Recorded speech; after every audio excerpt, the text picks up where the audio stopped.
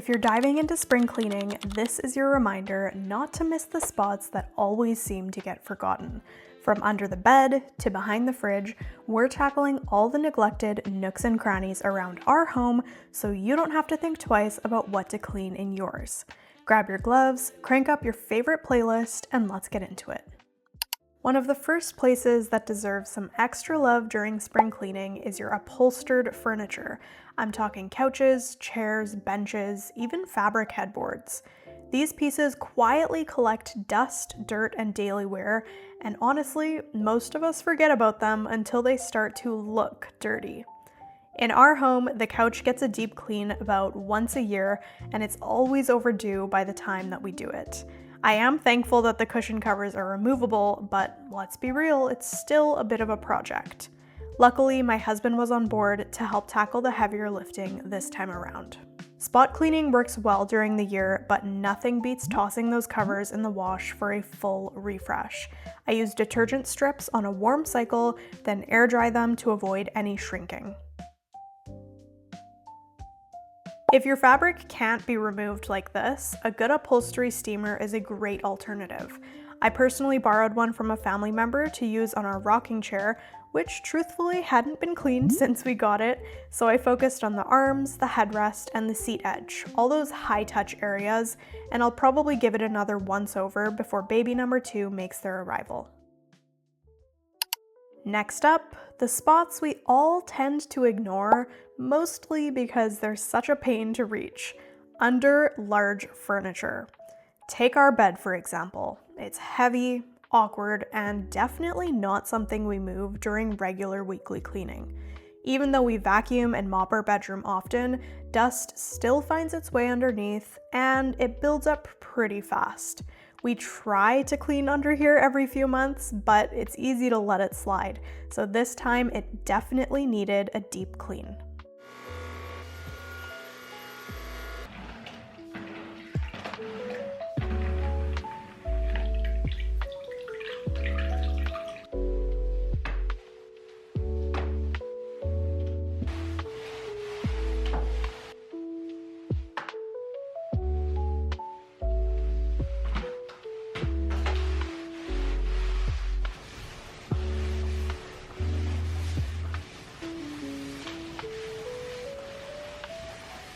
Same deal with dressers and wardrobes. I had recently cleaned under this one since I can move it myself during the week, but it was worth going over again while we were in the zone.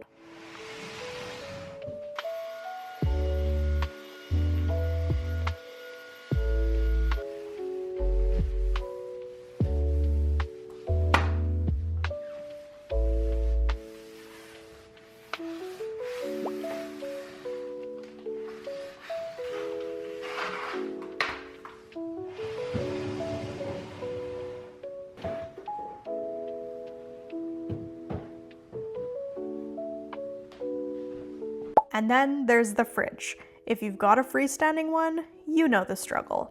I managed to move it solo last year, but this time I had backup and I was not about to say no to some help. Behind the fridge is one of the dustiest spots in the kitchen, so giving it a proper vacuum and wipe down not only keeps things cleaner, but can actually help your fridge run more efficiently too. And finally, the couch. Honestly, we hadn't moved it since laying down the rug, and let's just say it was very satisfying to see what came out from under there. A little dust, a few lost treasures, maybe even some spare change. And for how much effort it takes to move these big pieces, the clean payoff is totally worth it.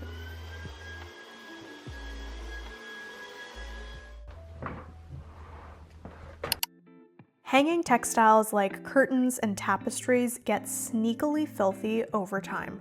Not only are they total dust magnets, especially being by open windows, but they can also absorb particles from cooking, candles, smoking, and even air freshening sprays, all of which can affect air quality. While most people don't notice until the fabric is visibly dull or musty smelling, a spring clean is the perfect opportunity to give your textiles a refresh. We machine wash and air dry ours, but since different materials need different care methods, always check the care tag first.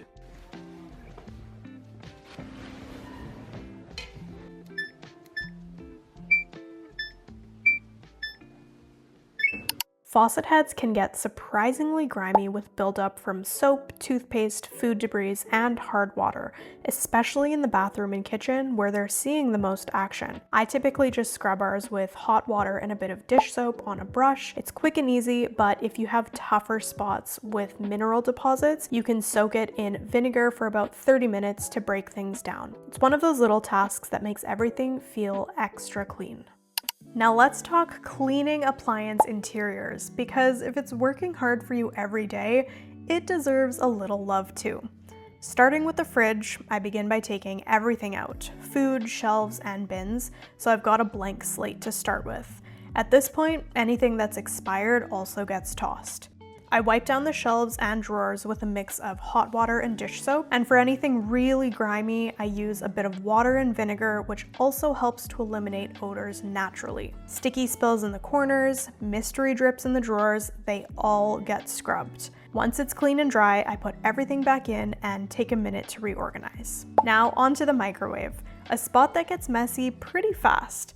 I keep it simple by using a rag with hot water and a bit of dish soap to wipe everything down, and it cuts through grease and food splatters without needing anything fancy or chemical based. We also use a splash guard when we're heating leftovers, and it saves us so much cleanup in the long run. Just a quick wipe and it's fresh again.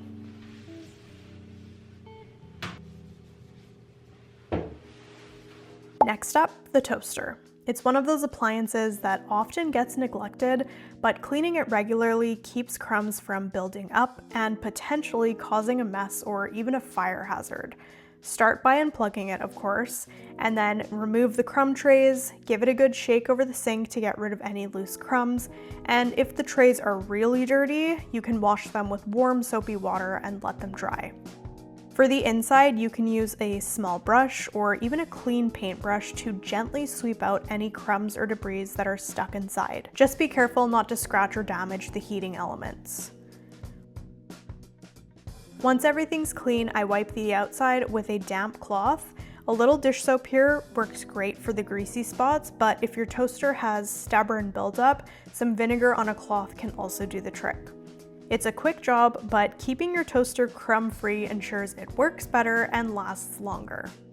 For a deep oven clean, I start by soaking the racks in hot water with a dishwasher pod to break down any grease and grime. While those soak, I wipe down the inside with a hot rag, avoiding any harsh chemicals that could linger. The game changer this year was learning how to remove the glass panel from the front door, which made cleaning it so much easier with some Scrub Daddy Power Paste and a Euro Scrubby rag.